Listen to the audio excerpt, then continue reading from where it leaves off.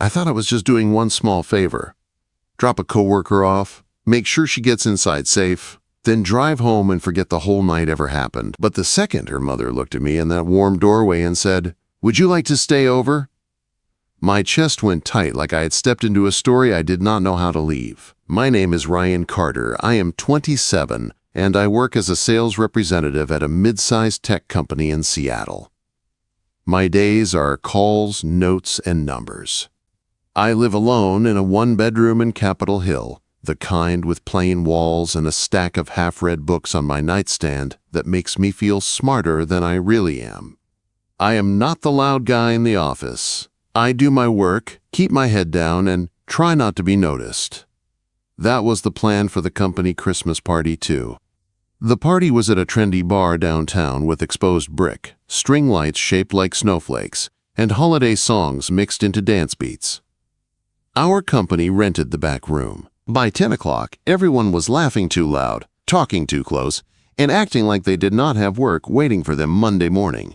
I stayed near the edge, holding one beer like it was an excuse to be there. I checked my phone like I had somewhere else to go.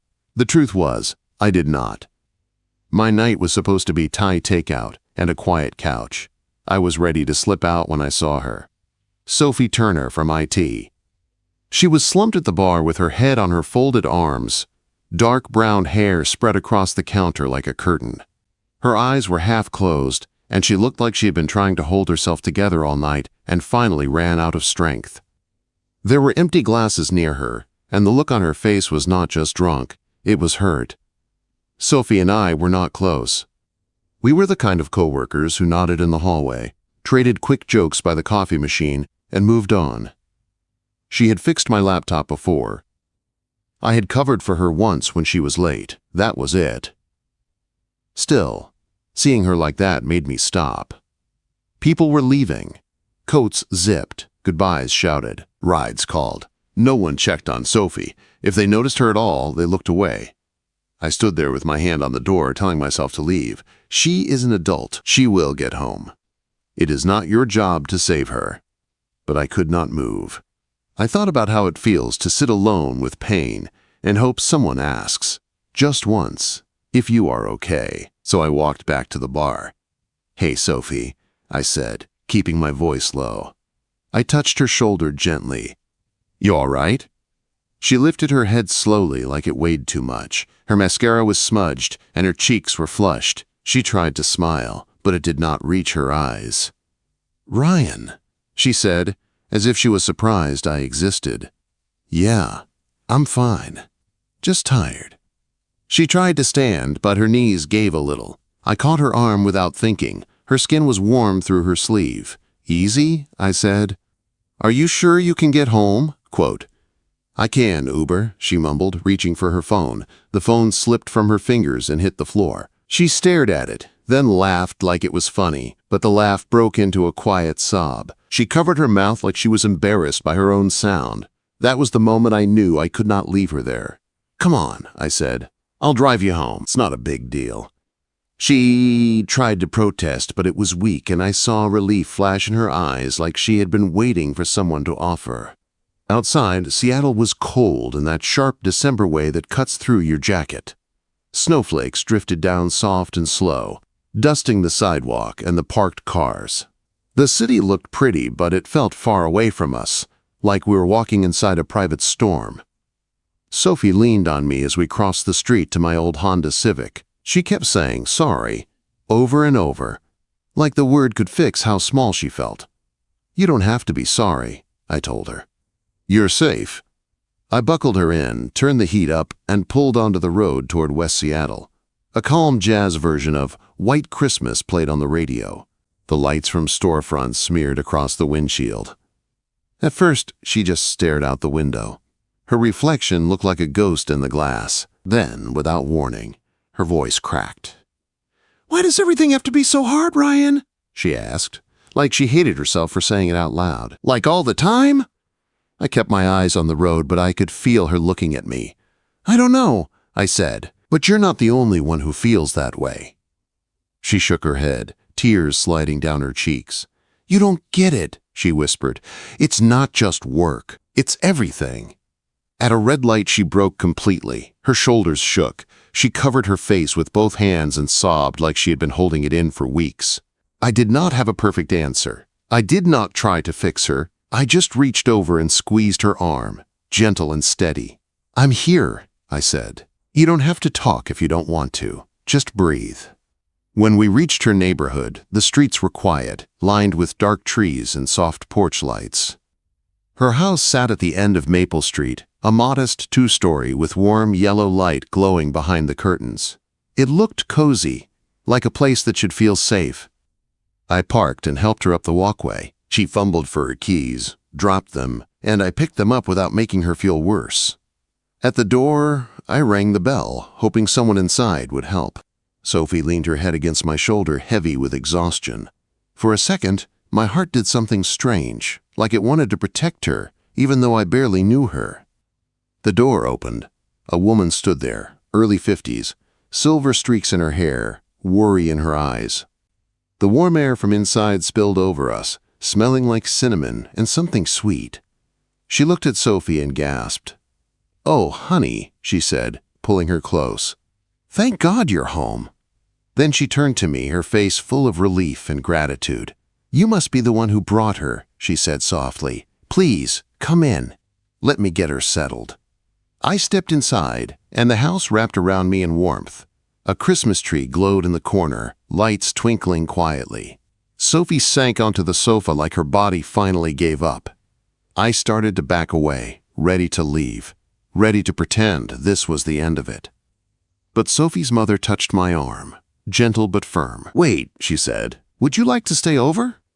For a second, I thought I misheard her. Stay over. Like I was some family friend. Like this was normal, like it was not almost midnight. And I was standing in a house that was not mine with a woman I barely knew sleeping on the couch behind me. I looked towards Sophie. Her eyes were already closing. She was curled under a throw blanket her mom had pulled over her, breathing slow like her body finally felt safe enough to quit fighting. "I should go," I said, because that was what I always did. I left before things got messy. I left before anyone could expect more from me. Her mother shook her head. "Please," she said. "Not forever. Just for a minute. Let me thank you the right way. I'm Ellen, by the way. Ellen Turner." She held out her hand, and when I took it, her grip was steady, but her fingers trembled a little, like she had been holding herself up all night. "Ryan Carter," I said. "We work together." "I know," she said quietly. "Sophie has mentioned you." That surprised me. Sophie and I barely spoke outside of work problems and quick jokes. The idea that my name had come up in her house made my stomach turn in a strange way. Ellen glanced toward the couch again, her face soft with love and worry. "She's been struggling," she said. "Come sit for a moment. I'll make coffee." I need to settle my nerves, too. I should have said no. I had an early meeting in the morning. I had a routine. But the way Ellen said it, like she needed another adult in the room, made me step farther inside. "Okay," I said. "Just for a minute." The kitchen was small and warm, with a wooden table pushed into the corner and a pot already on the stove like she had been trying to stay awake waiting for Sophie. The air smelled like cinnamon and baked sugar, like the house still believed in Christmas, even if the people inside were tired. Ellen poured coffee into 2 mugs and sat across from me. The light above the stove made her look both strong and worn, like a person who had been carrying weight alone and never complained. "Thank you," she said, wrapping her hands around her mug. Most people would have walked right past her. They would have called an Uber and gone home. You didn't. I shrugged, but I felt my face heat. She looked like she needed help. Ellen's eyes flicked down, then back up. She did. Silence filled the space between us. In the living room, the faint sound of Sophie's steady breathing drifted in. A wall clock ticked like it was counting something important. Ellen stirred her coffee slowly, not really drinking it. "I don't usually invite strangers in at midnight," she said, "but tonight is different. Nothing feels normal anymore." I held my mug and waited. Something in me knew this was not going to be a simple thank you. Ellen took a breath, then said it. "Sophie's father passed away 2 months ago. The words landed hard. 2 months. That was recent. That was fresh. That was the kind of pain that still had sharp edges. My husband, she added, her voice controlled but thin. His name was Mark. He had a heart attack.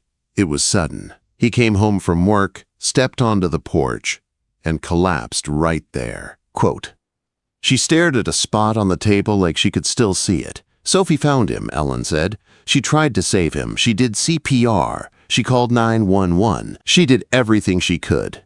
But it was already too late. My throat tightened. I pictured Sophie on that porch in the dark, hands shaking, trying to bring a person back to life. I thought about how that kind of moment does not leave you. It lives in your body. I'm sorry, I said, and I meant it in a way that made my chest ache. I had no idea. Ellen nodded once. Her eyes were wet, but the tears did not fall, like she had cried so much she had learned how to hold it back. She won't talk about it, Ellen said. Not to me. Not to anyone. She throws herself into work, stays late, takes on extra projects. And then she goes out and drinks until she can't feel. She took a shaky breath. I begged her to talk to someone, a therapist, a support group, anything. She says she's fine. Her voice cracked on the last word. She's not fine, Ellen whispered. I sat there, feeling like I had stepped into the middle of a family wound. I wanted to leave. Not because I did not care, but because I did not know how to sit inside someone else's grief without making it worse. But Ellen looked at me like she needed me to stay steady for one more minute. I lost my grandfather a few years ago. I said before I could stop myself. I did not usually share personal things. Cancer. It was slow. I watched him fade. I wasn't there in the room when it happened, and I still feel guilty sometimes, like I should have done more. Ellen's face softened. She reached across the table and laid her hand over mine for a brief moment. Her palm was warm. Then you understand, she said. Not the same way, but enough. I swallowed. I noticed Sophie seemed quieter at work lately. I thought it was just stress. It's not just stress, Ellen said. It's shock, it's guilt, it's fear. She thinks if she lets herself feel it, she will fall apart. She stood up and walked to the living room. I heard the soft creak of the floor. Then she came back with a small framed photo. She held it out to me. In the picture, Sophie looked about 10 years old, grinning wide beside a man with kind eyes. They were both holding fishing poles by a calm lake, sunlight on their faces, like the world was simple back then. That's them, Ellen said, her voice quiet. They were so close. He took her fishing every summer. They had their own jokes, their own routines. Now she won't even look at this. I held the frame carefully, like it could break in my hands. She's lucky to have you, I said, handing it back. And I'll watch out for her at work if that helps. I won't pry, but I won't pretend I don't see her either. Ellen's eyes filled, and this time a tear slipped down her cheek. She wiped it quickly like she was annoyed at herself. That helps more than you know, she said. Sophie told me you don't treat her like she's fragile. You don't look at her like she's something broken. I felt a strange warmth at that, like maybe I mattered in a way I never expected. We sat there a little longer, finishing our coffee. The quiet felt heavy but safe. When I finally stood to leave, Ellen walked me to the door. She hugged me, quick and tight, a mother's hug full of tired thanks. Drive safe, Ryan, she said, and thank you. Really? Outside, the cold hit my face and woke me up. Snow had gathered on my windshield. The street was quiet, lit by a single lamp that made the flakes look like tiny falling sparks. I sat in my car for a moment before starting the engine. Inside that house, Sophie was asleep on the couch, wrapped in a blanket like a child. Ellen was standing alone in the doorway, trying to be strong for both of them. And me. I drove home through the empty streets, and I realized something I did not like admitting. Sophie was not just a coworker anymore. And that meant this night was not over, even if I wanted it to be. The next morning felt like a hangover, even though I barely drank. I woke up early, stared at my ceiling, and replayed the night like a scene I could not pause. Sophie on my passenger seat with tears on her cheeks. Ellen at the kitchen table telling me about Mark's sudden death. That framed fishing photo that looked like a whole different life. At work, the office felt loud in the wrong way. People were laughing about the party, showing blurry pictures, teasing each other about who danced and who sang. I tried to act normal, but my mind kept drifting back to Maple Street. Sophie's desk was empty. Her monitor was dark. No coffee cup, no sticky notes, nothing. When I sent her a quick email about a small issue on my laptop, an auto reply popped up saying she was out today. No one else seemed to notice. Or maybe they noticed and just did what people do when grief makes them uncomfortable. They looked away. By lunch, my chest felt tight with questions. Would she be embarrassed when she remembered? Would she hate me for talking to her mom? Would she come back and act like nothing happened, like I never saw her fall apart? I picked up my phone a dozen times. I typed a message, deleted it. Typed another, deleted it too. Everything sounded wrong. Finally, I wrote something simple. If you ever want to grab coffee or go for a walk, let me know. No pressure. I hit send before I could talk myself out of it, then shoved my phone into my desk drawer like it could bite me. The afternoon dragged. I tried to focus on calls, on clients who did not care, on numbers that did not mean anything. But I kept checking my phone anyway. At 4, it buzzed. Thanks for last night. Really, thank you. That was it, short. But it loosened something in my chest. She was not angry. She was not pushing me away. The next day, Sophie was back at her desk when I arrived. Hair tied back. Fresh makeup. Clean sweater. She looked put together in a way that felt practiced, like armor. But the shadows under her eyes were still there, and now that I knew what they meant, I could not unsee them. I tried not to stare. I walked past like normal, but she looked up, and our eyes met for a second. Her face went serious, then soft. A few minutes later, she stood up and came to my cubicle. She held a pen and clicked it open and closed, like she needed the sound to keep herself steady. Ryan, she said quietly, low enough that no one else could hear. Can we talk? Quote? Yeah, I said. Of course. She swallowed. About the other night, my mom told me you stayed for coffee. My stomach dropped. I did. She was worried. I didn't mean to cross a line. Sophie shook her head fast. No, I mean, she took a breath. She was glad you stayed. I was glad too. I just didn't know you would. Her honesty caught me off guard. I watched her hands fidget with the pen. My mom wants to thank you properly, Sophie said. She wants you to come over for dinner tonight. And she paused, eyes flicking away. I want to talk too, if you're free. It felt strange to be invited into their world again so quickly, but I also felt something else. Relief, like the door Ellen opened last night had not closed. Yeah, I said, I'm free. Sophie nodded once, like she had been holding her breath waiting for that answer. 7, she said. I'll text you. And Ryan, she hesitated. Thank you again. She walked back to her desk, and I sat there, staring at my screen, pretending to work while my heart beat too fast. That evening, I stopped at a small corner store and picked up a modest bottle of red wine and a bunch of winter flowers. Nothing fancy, just a sign that I respected what this meant. The drive to West Seattle felt shorter than before, like my car already knew the way. When I pulled up to the house on Maple Street, the windows glowed warm. The porch light was on. Snow still drifted in the air, soft and slow, like Seattle was trying to make everything look gentle. I knocked. Ellen opened the door with a smile that looked tired but real. Ryan, she said, like she was truly happy to see me. Come in, come in. The house smelled like roasted garlic and herbs, comfort food, the kind that says someone still cares enough to feed you. The Christmas tree still stood in the corner, lights glowing quiet and steady. Sophie appeared from the kitchen wearing an apron, her hair pulled back, her cheeks a little pink from the heat of the oven. She looked different outside of work. Softer, more human. Dinner's almost ready, she said. Mom made her salmon bake. Hope you're hungry. Quote, we sat at the small dining table, the three of us. Salmon, roasted vegetables, warm bread. At first, the conversation stayed light. Work stories, the cold weather. A neighbor who had put up so many holiday lights, it looked like a small airport. Sophie even smiled a few times, and each time it happened, my chest did something quiet and strange, like it was remembering how to hope. But after a while, Ellen glanced at Sophie. Sophie gave a small nod, like they had planned this. Sophie set her fork down.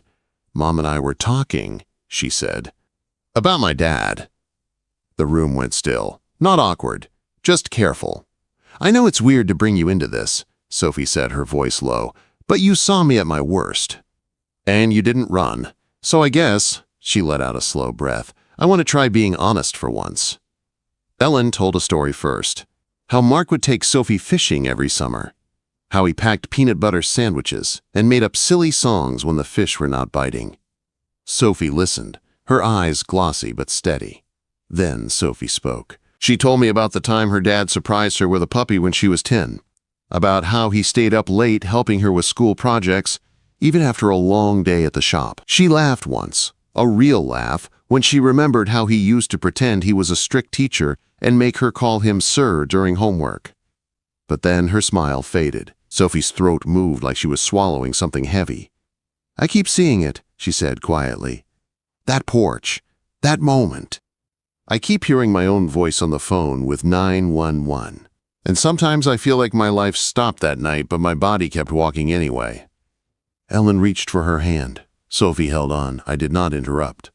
I just sat there and listened, because I had learned that sometimes listening is the only thing you can do that actually helps. After dinner, Ellen began clearing plates. Sophie stood up and nodded toward the front door. "Want to step outside for a minute?" she asked me. We went onto the porch. The air was cold enough to sting my lungs. Snowflakes drifted around the porch light like tiny white sparks. The street was quiet, peaceful in a way that almost felt unfair. We sat on the porch steps, bundled in coats. Sophie stared at the yard for a long moment like she was building courage. "I remember pieces of that night," she said. "The bar, your car, the heat blasting, and me crying like a mess." "You weren't a mess," I said. "You were hurting." She nodded, her eyes shining. "I've been drowning, Ryan, for months. I go to work and act normal because if I stop acting, I think I'll fall apart for real." Her voice got smaller. "There were nights I thought about not being here anymore. Not because I wanted to die, just because I wanted the pain to stop." The words hit me hard. My stomach tightened. I kept my voice calm because panic would not help her. "I'm really glad you're here right now," I said, "and I'm glad you're saying it out loud. You shouldn't carry that alone." Sophie wiped her cheek fast like she was angry at the tear. "I can't do that to my mom," she whispered, "so I keep going. But sometimes it feels like I'm only surviving, not living." Quote, I shifted closer, careful, not rushing her. "You don't have to do this by yourself," I said. "If you ever feel like that again, you call someone. Me, your mom. Anyone, and I mean it." She looked at me then, really looked at me, like she was trying to understand why I was still sitting there. "Why did you stay?" she asked. I could have given her an easy answer. Holiday spirit. Being polite. Doing the right thing. But the truth was deeper, and it scared me a little. "Because I know what it feels like to hurt in silence," I said. "And because when I saw you at that bar, something in me said walking away would be the wrong choice." Sophie's breath shook. She leaned into me, just a little, her shoulder against mine. It felt simple, but it also felt like standing on the edge of something. For a moment, the porch was quiet, except for our breathing and the soft fall of snow. Sophie's hand hovered near mine on the step, close enough that I could feel the heat of her skin without touching. Then, the front door opened behind us. Ellen stepped out with 3 mugs of tea, paused when she saw us sitting there close, and her eyes softened like she understood something neither Sophie nor I had said yet. She said nothing. She just handed us the mugs, warm against our cold fingers. And as Sophie wrapped her hands around the cup, she glanced at me with a look that made my heart beat harder. It was not just gratitude anymore. It was the beginning of something I did not know how to name, and I was not sure if I was ready for what it could become. After that dinner on Maple Street, something changed between Sophie and me. Not in a loud way, not like a movie moment. It was quieter than that. It was like we had both seen behind the other person's mask, And now we could not pretend we were only coworkers who said hello near the coffee machine. The next weeks at work felt different. The office was still the same place, full of screens and meetings and people acting busy. But Sophie started showing up more. Not just physically, but like she was slowly coming back to life. I would see her talking with a few coworkers in the break room. I would hear a small laugh from her desk that sounded real, not forced. She still had tired eyes some mornings, and sometimes she went quiet when a holiday song played on someone's speaker, but she was there. I tried to keep my distance at first. I did not want to smother her. I did not want to become another person who looked at her like she was a problem to solve. So I stayed steady. I nodded when I passed. I asked normal questions. I fixed my own work issues when I could, so I did not always need her help. But I also did not disappear. One Friday evening, as the office was emptying out, my phone buzzed. "Up for a beer after work? There's something I want to run by you." I stared at the message longer than I should have. A beer after work sounded normal, but with Sophie, nothing felt simple anymore. Still, my answer came fast. "Yeah." "Where?" She sent me the name of a quiet pub a few blocks away, the kind of place with worn booths, a jukebox nobody used, and soft light that made people talk lower than usual. When I walked in, Sophie was already there with a pint in front of her. She looked more like herself than she had in months. Not perfect, not magically healed, just more present. She waved me over and gave a small smile that made my chest warm. "Hey!" I said as I slid into the seat across from her. "Hey," she replied, and I could tell she was nervous because her fingers kept tapping the edge of her glass. We talked for a few minutes about easy things. Work, a bug in one of the systems that had driven everyone crazy, a customer who would not stop asking the same question. Her shoulders relaxed a little as we spoke, like her body was finally learning it was safe to breathe. Then she reached into her bag and pulled out a folded piece of paper. She slid it across the table toward me. "It's an application," she said. I unfolded it and looked down at the print. It was for a grief support group in downtown Seattle. Weekly meetings. A simple form. Name, phone number, emergency contact, and a small line asking what you hope to get from the group. I looked up at her. "Sophie, this is huge." Quote. She nodded, but her eyes were shiny like she was trying not to cry in public. "I've been staring at it for weeks, filling it out, then tearing it up, filling it out, then hiding it in a drawer. I keep telling myself I can handle it on my own, and then I have a night like that party and I realize I can't." I set the paper down gently. Being ready to try is brave. She let out a slow breath like she had been holding that word inside her. My mom left a pamphlet on the kitchen table. She didn't push. She just left it there like a quiet message. And I kept walking past it. But after the other night, she paused, eyes dropping to the table. I couldn't keep pretending. "I'm tired of pretending." Her voice got softer. "You didn't treat me like I was fragile. You didn't ask a bunch of questions. You stayed, and you listened, and you didn't make me feel like I was a problem." The way she said that made something shift in me. I had spent so long being the quiet guy who kept his life small, and here she was telling me that being steady mattered. "I'm glad," I said, "and if you want someone to go with you the first time, I can, if that helps." Her eyes lifted to mine. "Would you?"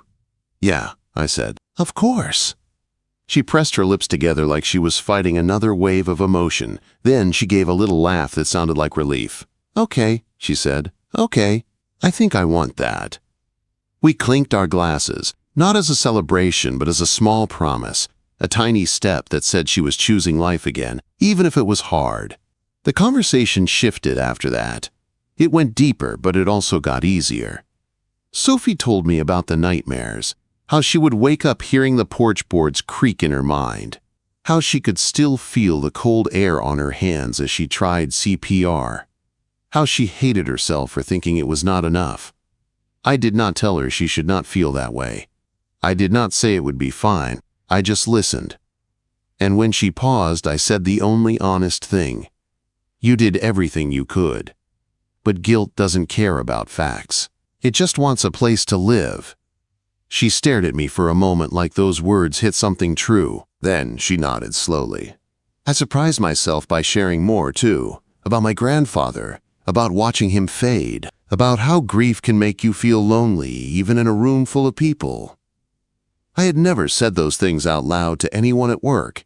I did not even say them to friends much. But with Sophie, it felt safe, like we were both laying down heavy bags for a moment. When we left the pub, the cold air slapped my cheeks awake. The street was quiet, and the lights from the buildings made the wet pavement shine.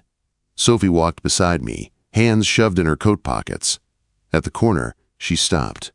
"Thank you," she said again. "You already said that," I replied. "I know," she said with a small smile. "But I mean it every time."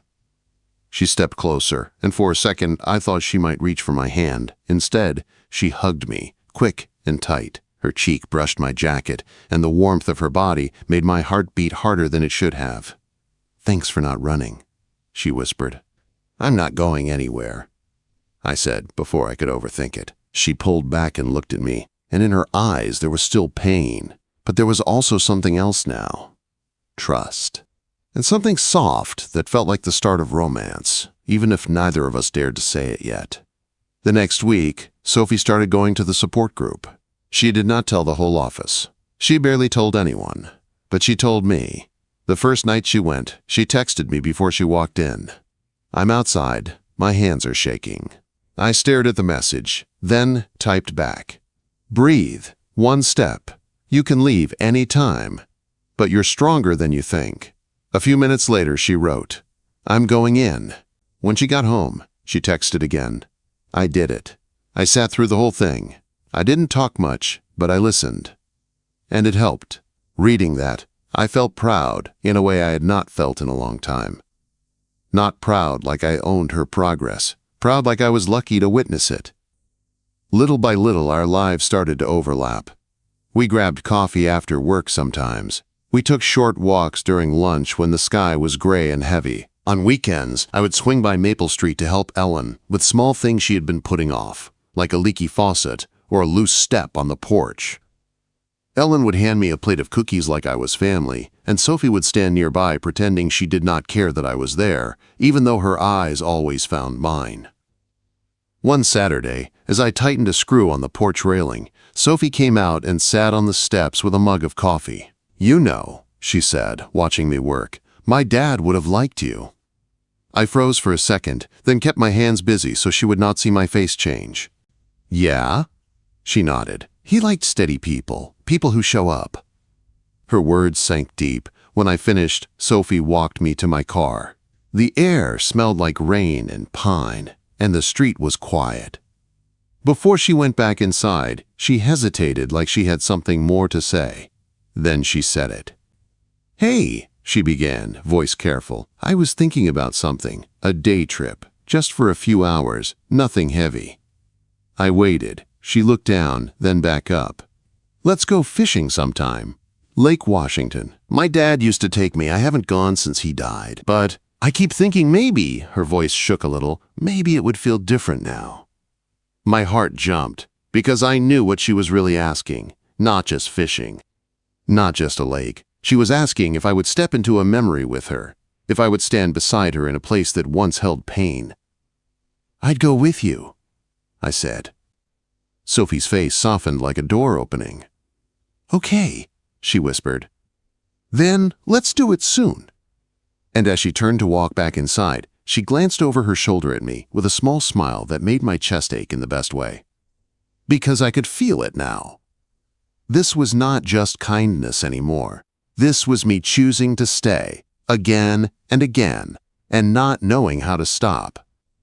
The fishing trip happened on a Saturday in early spring, the kind of day Seattle likes to pretend it does not know how to make. The sky was pale blue instead of gray. The air still had a chill, but it did not bite, and the sunlight felt like a promise. Sophie texted me that morning. "Mom is packing a picnic. Be here at 10. When I pulled up to Maple Street, Ellen was already at the door with a cooler in one hand and a thermos in the other. She smiled like she had been waiting for this day too, like it meant Sophie was stepping forward instead of staying frozen. "You boys have fun," she said, even though Sophie and I were both adults. The word boys made Sophie roll her eyes, but she was smiling. Sophie came out holding 2 fishing rods like she had been born with them in her hands. She wore a simple sweater and jeans, hair tied back. She looked like herself, but there was a nervous energy in her shoulders. "Ready?" I asked. She nodded. "I think so." On the drive, we did not talk much at first. The car was filled with soft music and the sound of tires on the road. Sophie stared out the window like she was watching old memories pass by in the trees and houses. After a few minutes, she spoke. "If I get weird today," she said, voice quiet, "just let me be weird." I glanced at her. "You don't have to act any certain way around me." Quote. She nodded like she needed to hear that, then looked back out the window. At Lake Washington, the water was calm and shining, like a sheet of glass laid out under the sky. We rented a small boat and pushed off from the dock. The lake air smelled clean, and the gentle sound of the water against the boat felt like a slow heartbeat. Sophie moved with practiced ease. She baited the hook, cast the line, and watched the water with focus. I did my best to copy her without looking like a total beginner. "You're doing fine," she said, and for the first time that morning, her smile looked light. We floated in silence for a while. The kind of silence that did not feel awkward. Just 2 people sharing space. The sun warmed my face. A few birds skimmed the water in the distance. Then Sophie's rod jerked. She sat up fast, eyes wide, and reeled in with quick hands. A small trout came up, flashing silver in the light. She held it up like a trophy, laughing with surprise and pride. "First catch of the day," she said. I laughed too, and the sound felt easy. She loosened the hook and slipped the fish back into the water. It darted away, disappearing into the dark green below. Sophie watched it go, her smile fading into something softer. "This place used to hurt," she admitted. "After Dad died, I drove past the lake once and had to pull over because I thought I was going to throw up. I couldn't breathe." She swallowed. "But today feels different." I waited, letting her find the words. "It feels peaceful," she said finally. "Like he's not gone. Like he's just—" She searched for it, elsewhere, like he would want me to be here. The way she said it made my chest tight. I wanted to reach for her hand, but I didn't want to rush her, so I just said, "I think he would." Sophie looked at me then, and there was gratitude in her eyes, but also something deeper, something that had been building for months. We ate lunch on the boat, passing sandwiches and fruit from the cooler. Sophie laughed when I dropped a chip, and it almost flew into the water. I told her about the first time I tried to cook in college and set off the fire alarm. She teased me gently like she had known me longer than she really had. And somewhere in those small moments, I felt the line between friendship and something else start to blur. On the drive back, Sophie turned the music down and stared ahead at the road. "You've given me space to breathe again," she said quietly. "I don't know how to repay that." "You don't have to," I replied. "That's what people do for each other." She looked at me, and her voice dropped. "Most people don't." We got back to Maple Street in the late afternoon. Ellen came out to meet us, eager in a way she tried to hide.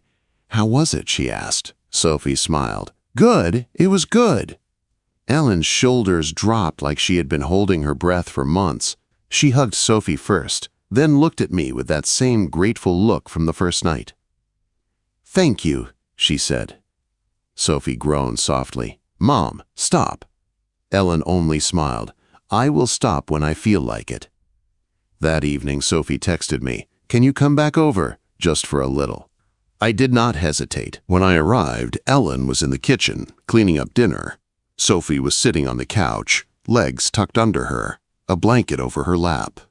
The house felt familiar now. It did not feel like I was a stranger stepping into someone else's space.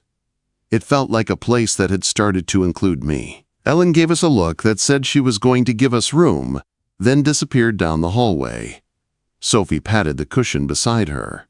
I sat, leaving a small space between us like I always did, like I was scared of wanting too much. Sophie stared at the Christmas tree still standing in the corner, now looking a little sad without fresh gifts under it. "I used to think love was supposed to fix things," she said. "Like if you found the right person, all your pain would disappear." I stayed quiet. "But you didn't fix me. she continued. You didn't try to. You just stayed. And somehow that helped more than anything. My throat tightened. I didn't do much. Sophie turned toward me. You did. You were the first person who saw how bad it was and didn't pretend it was fine. Quote. She paused, eyes searching mine. Sometimes I think if you hadn't tapped my shoulder at that bar, I would have gone somewhere alone and done something stupid. The room felt smaller when she said that. The air heavier. I leaned forward a little, careful but honest. I'm glad I did, I said. And I'm glad you're here. Sophie's eyes filled with tears again, but she did not wipe them right away this time. She let them sit there like proof she was still feeling. Then she said the words that changed everything. I don't just feel grateful to you, Ryan. My heart started pounding hard, like it knew what was coming before my mind did. Sophie took a slow breath. I feel safe with you, she said, and I haven't felt safe in a long time. I swallowed. Sophie! She shifted closer, closing the space between us. Her knee brushed mine through the blanket, and the touch sent a quiet shock through my body. I know we started as coworkers, she said, voice shaking.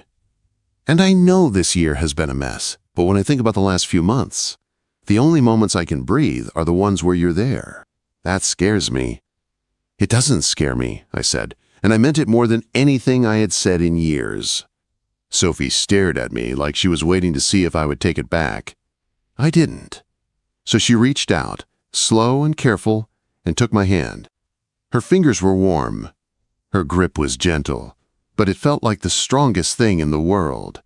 For a moment, we just sat like that, hands together, breathing in the quiet.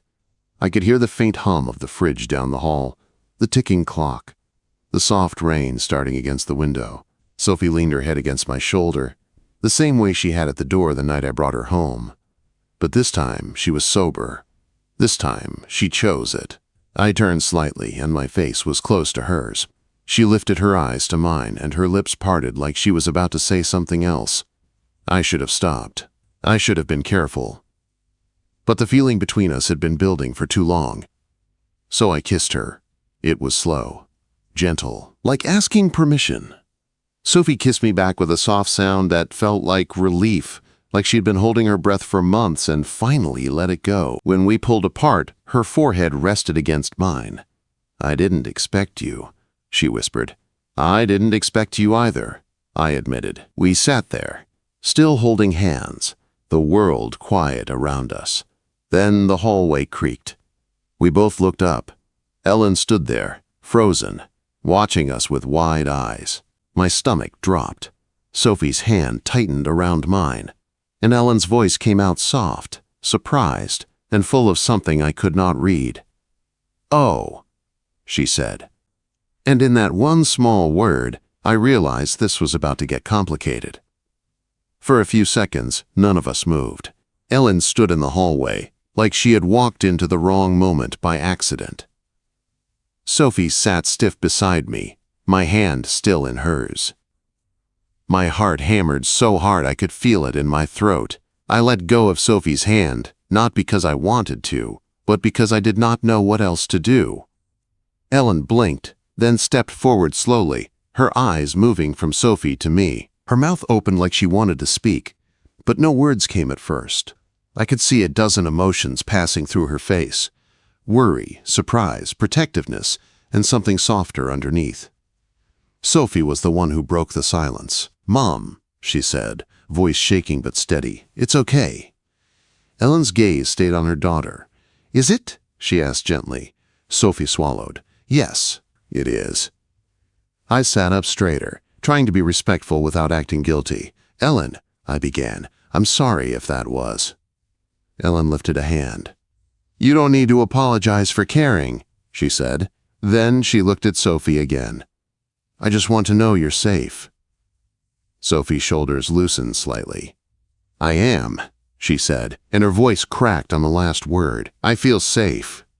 Ellen's eyes glistened, and she pressed her lips together like she was holding back tears. She walked closer and sat on the chair across from the couch, folding her hands in her lap. I did not expect this, she admitted, but maybe I should have. "You've been different these past months, Sophie. You've been lighter."